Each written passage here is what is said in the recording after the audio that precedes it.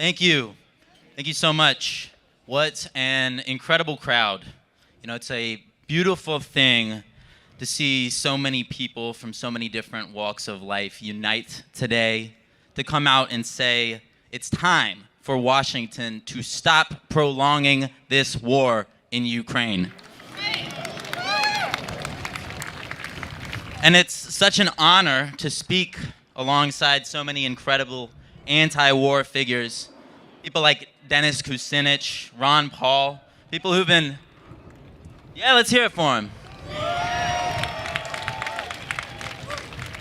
These are people who've been working to bring an end to endless wars since before I was born.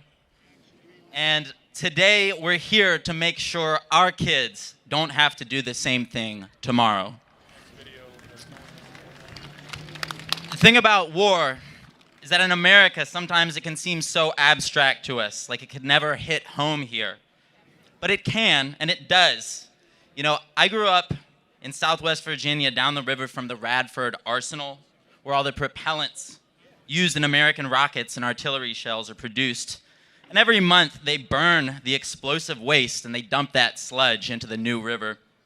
So when I grew up, we just got used to the fish in the river with tumors that were bigger than their heads. We got used to our dad's buddies dying in unexplained explosions.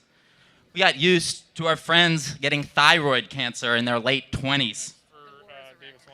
And it wasn't until I saw this war in Ukraine up close and I was on the receiving end of these American shells that we are killing our own people at home to produce that it came full circle for me. Yeah, Wyatt! Thank you. When I was asked to speak today, I knew immediately what I wanted to talk about, and that's the time I spent reporting from the Donbass recently. Because for close to a month, I got a chance to see and experience for myself exactly what those people have been going through. And not just since last February, but for 9 whole years. Nearly 15,000 people in these autonomous regions were killed before Russia got directly involved in this war last February. Now, since then, hundreds more civilians have been killed there as the Zelensky regime stepped up its bombing of the Donetsk and Lugansk republics, intentionally targeting civilian areas and residential buildings in what I can only describe as state terrorism. I don't say this lightly, but it's the only conclusion I can draw after seeing the reality on the ground up close. I say that because within 2 hours of arriving in downtown Donetsk, I watched firsthand as my hotel was hit in an artillery strike 100 yards directly in front of me, with what I later found out was a NATO standard 155 millimeter shell launched by Ukrainian militants. I say it because I was able to get access to frontline towns and interview those who survived the occupation of their towns by the hyper-violent nationalists, groups with names like Azov, Adar, Right Sector, groups that were universally acknowledged as Nazis until last year. That's right. Nobody I spoke with who survived their reign of terror described them as liberators. Instead, they used words like fascists, killers, brutes.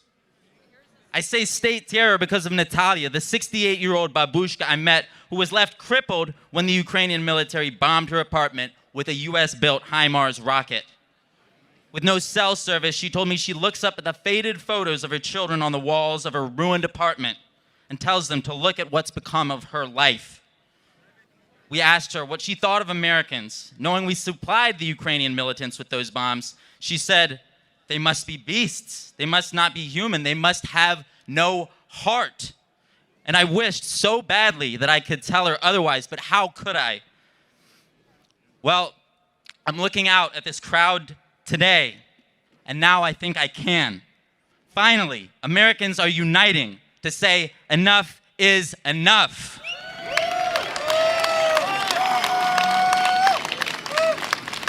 If you think lives like Natalia's matter too, If you think it's time to put an end to Ukrainian boys and men getting slaughtered after being conscripted at gunpoint, if you think it's time to stop sacrificing hundreds of thousands of lives to try to overthrow the Russian government and send a message to China that it's time to stop the endless escalations towards all-out nuclear war, then it's time to stand up.